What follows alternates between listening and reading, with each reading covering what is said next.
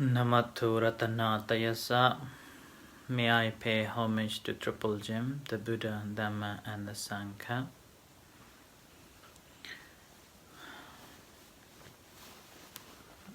Actually, I should have used microphone. The wireless one. It's okay. The wireless one.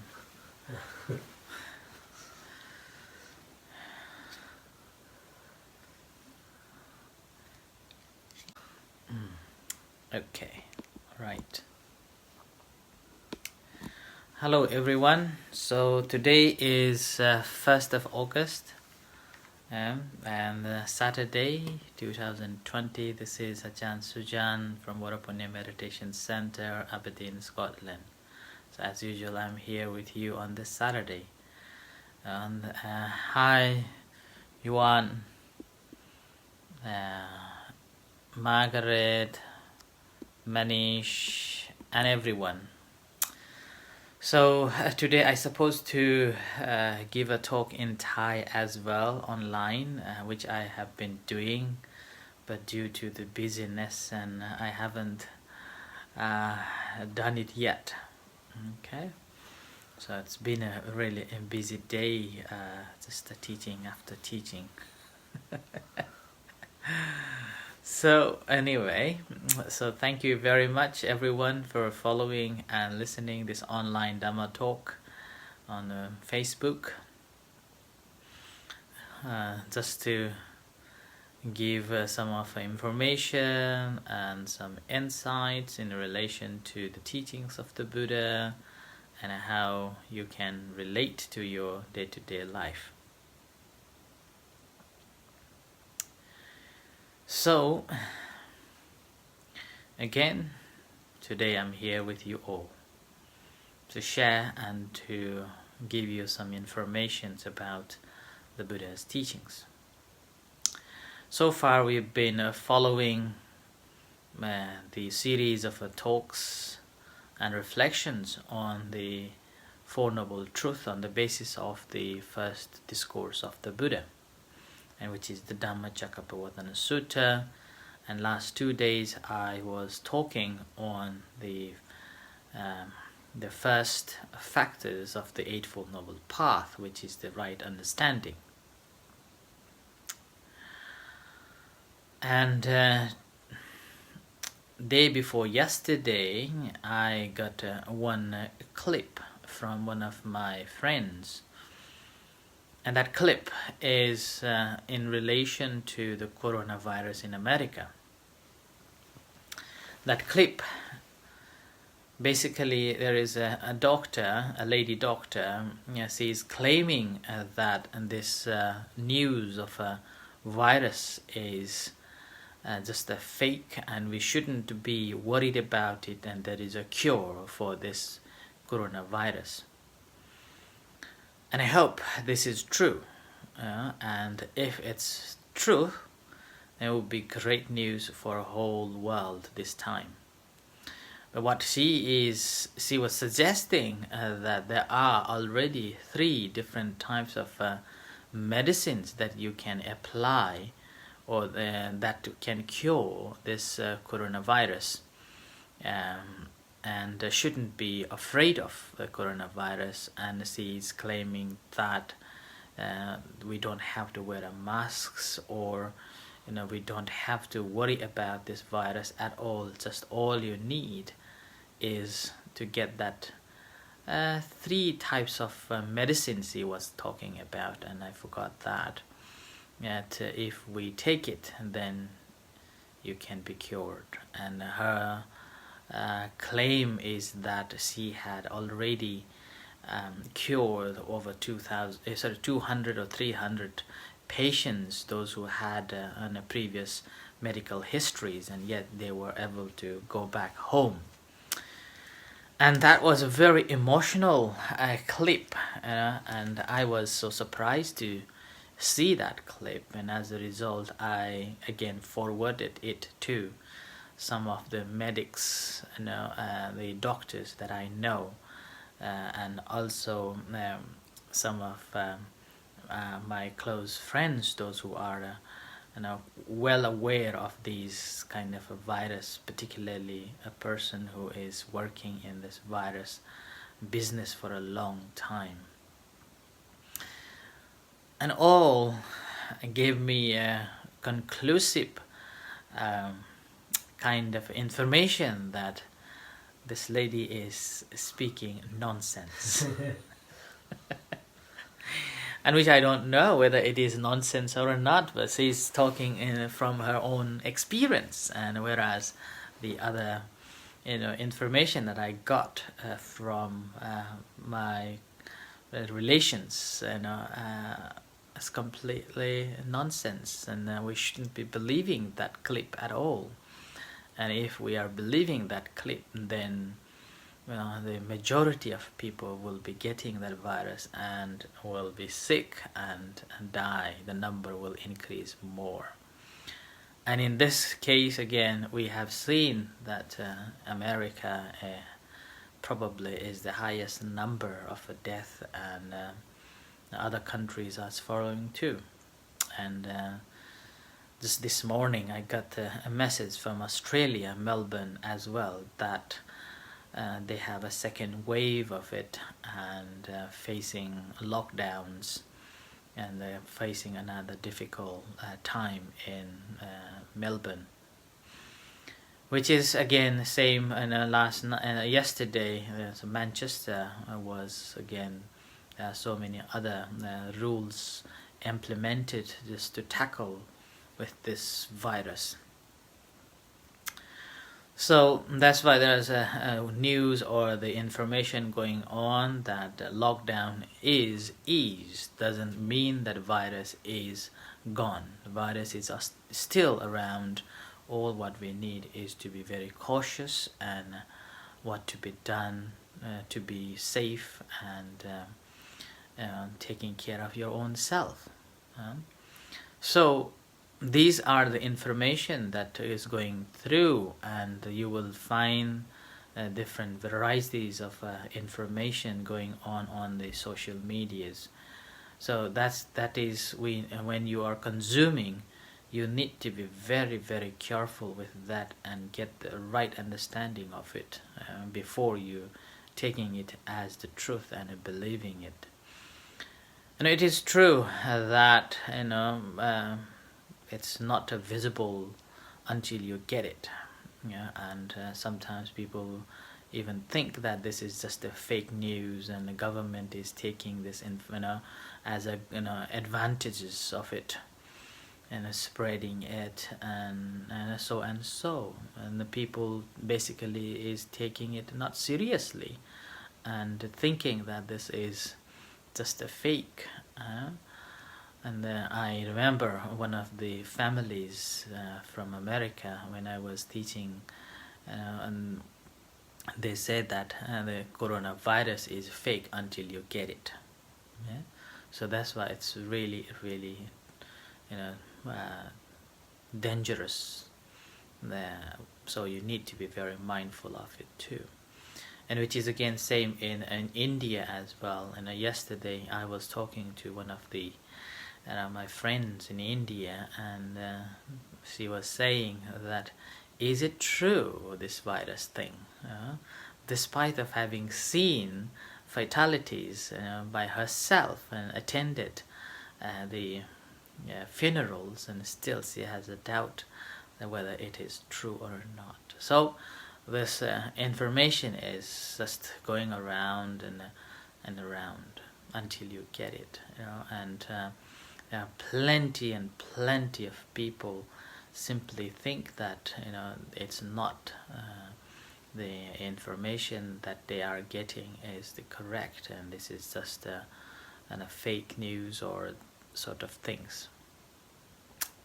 So we have to have a right understanding on that too. And now, in order to get the right understanding, what we need to know, the information, the real or correct information. And in order to get that real information, so we have to go and listen or read from the the official, like government website or uh, the the World Health Organization websites, and only then we will get the factual information about it. And this is what I meant in 3 days ago about the right understanding. And it's called Parato Gosa, having information from others, and that is the understanding in a basic term. And in a worldly matter, in a worldly living, in order to keep us safe, we do have to have that information, so we can keep ourselves safe. Shouldn't be living a heedless in that information. So I think a couple of weeks ago I mentioned the story of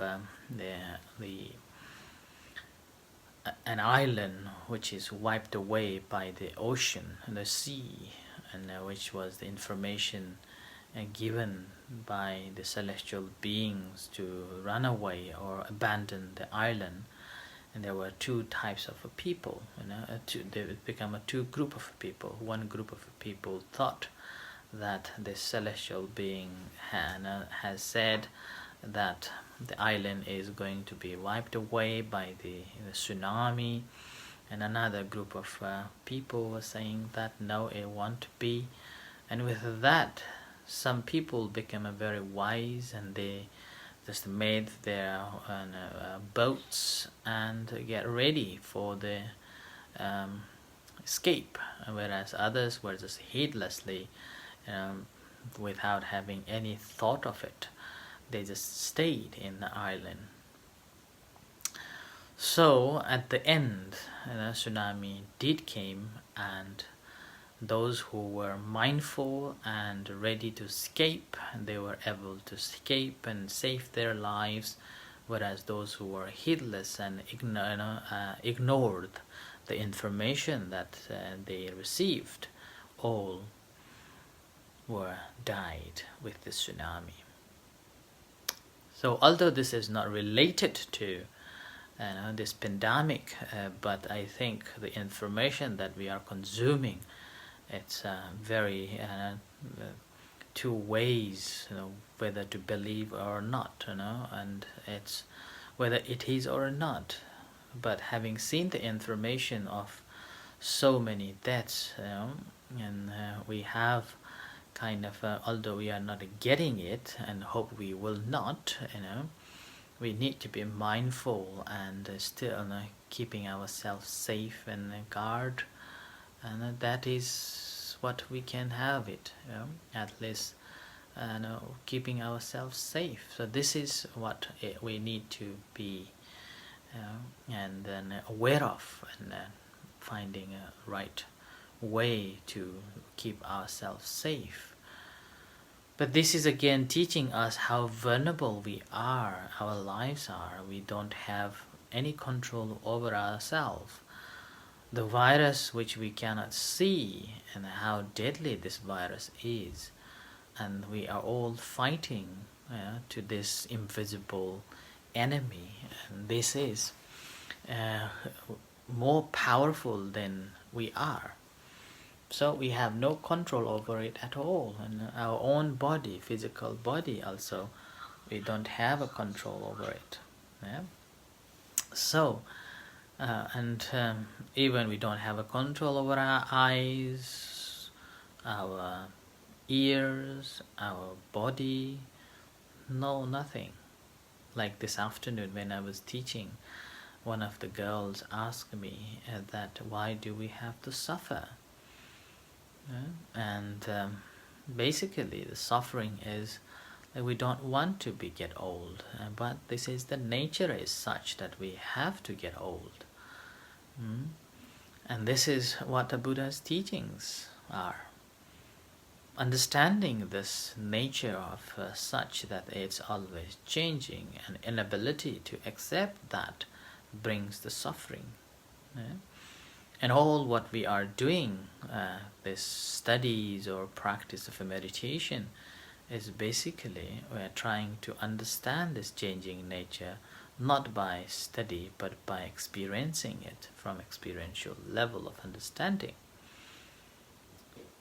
And again, we do know superficially that everything changed, but the realization is a different story.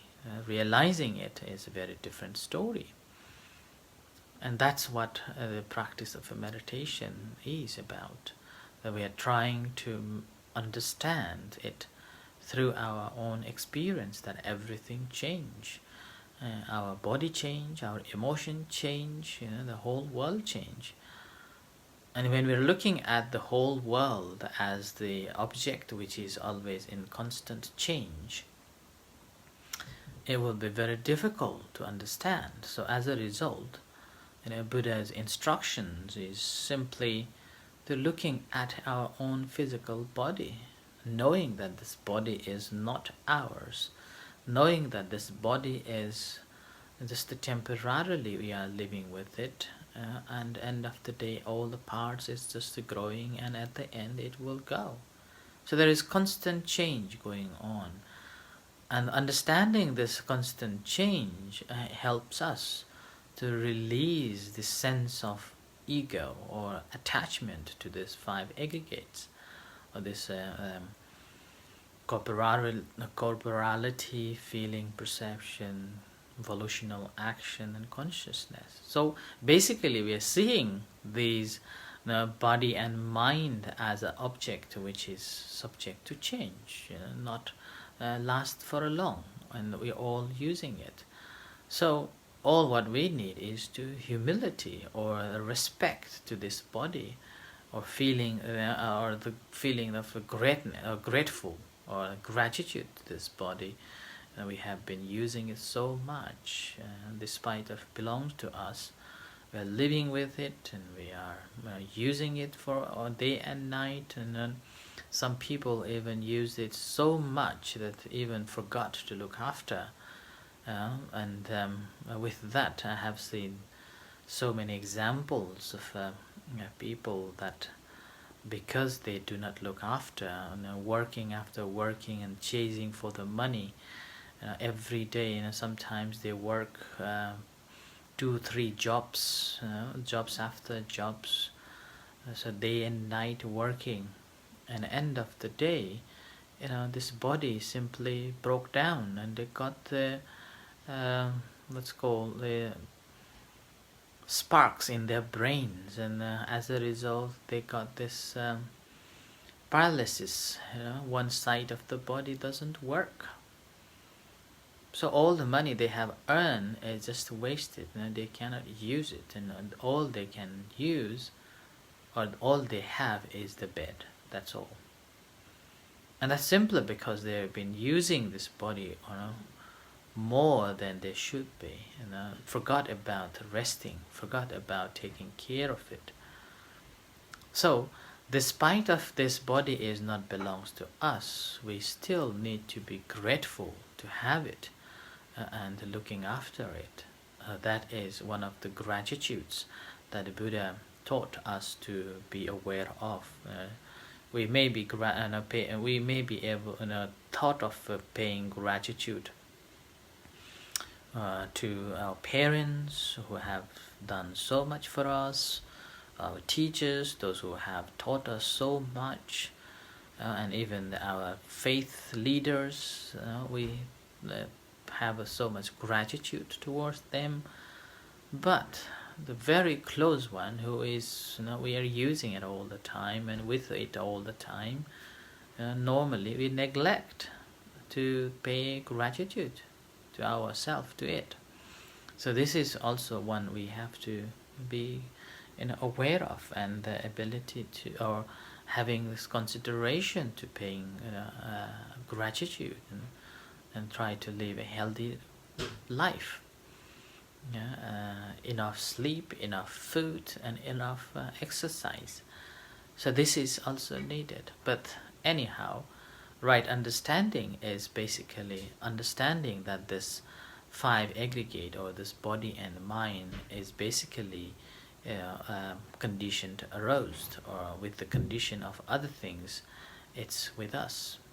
And once the conditions is gone, then basically there is nothing. So as a result, what we can see, or what is the right understanding, is that seeing this body as impermanent, seeing this body as constant change. But we as a human, we still have this desire, we still have this attachment, we still have this grasping onto our identity, our existence, our beauty, our status, our wealth, and we become a little bit of arrogance and holding on to it, that this is me, that this is mine, I am this, I am that. And as a result of that, according to the Buddha, it is a misunderstanding of the individual self's existence. And that needed to get rid of or eliminate a thought of existence of its own body, or existence or belong to this culture, ethnicity, or the thought of this and that and me and mine, something like that. And that is the first thing that we have to get rid of. So right understanding here, basically the knowing this five aggregate as the impermanent, and with that, what happens is we are simply living this, the abandoning the thought of the five aggregate, or this mind and a body exists. And that moment, what happens is you have a thought of giving away. Not a suicide though. Right? Giving away here doesn't mean that you're going to suicide or you're going to kill yourself. No. Here, thought of a giving away, basically you are sending more compassion towards yourself, more compassion towards the life, and having a gratitude to this life, how grateful to have this life, and live it skillfully for the benefit of own self and also benefit for others. And again, we are not living only for the benefit for our own self or just for the others. It should be both parties benefits. And that is what Buddha meant, ability to let go. And that's why, again, Buddhist monks are, in a way, living in that way. So giving up, giving away things, giving away family life, giving away home life, become a homeless people. But the homeless in a different way. So ability to let go begins here. And that ability to let go, even a letting go of this personality view, is known as Sakkaya Ditthi.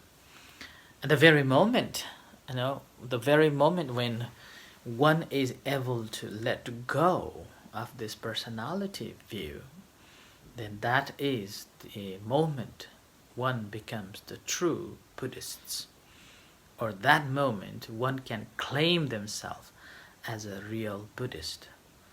And it is not because you're following the Buddha's teachings, but because you have realized the truth that related to the nature, that truth, the pertaining to the truth, not by what we want and what it be. And at the moment, as long as we haven't attained that, we're all just pretending to be Buddhists, or we're all pretending to be the religious. We're all pretending to be good ones. But we're all trainers. We're just training ourselves to understand this impermanence of this own mind and a body, and understand that this is impermanent, and it's always change. And and basically training ourselves not to be attached to ourselves, not to be attached to any identities, any views, and any about the racial or ethnicity or the nationalities. Simply opening our heart to welcome all as one. tuning into the universality. Sometimes people may call it like union with the nature, or union with the God, or nibbana, or whatsoever. But that basically, understanding of one and another. So that is what meant to be, and that's the very moment. Once we are training in this way, and once we have fully understood an ability to abandon the thought of me and mind and my thought and my views and my beliefs and my so-called I, my, mine, all will abandon. And that moment is the state, the first ladder that we have crossed to be the real Buddhists. And that's how Buddha nature will arises in your minds and heart. So today I offer this as this, just here and there of the stories and the right understanding needed to be living in a harmonious and a safe life to get the liberation in the future, for the ultimate liberation. Today as a Saturday, tonight again there won't be a question answer because we are having a nuns. From next week we'll have the question answer. And now in a few minutes time we will have a chanting and guided meditation. You're most welcome to join with us. Until then, thank you and good night. May the Buddha Dhamma bless you. Thank you.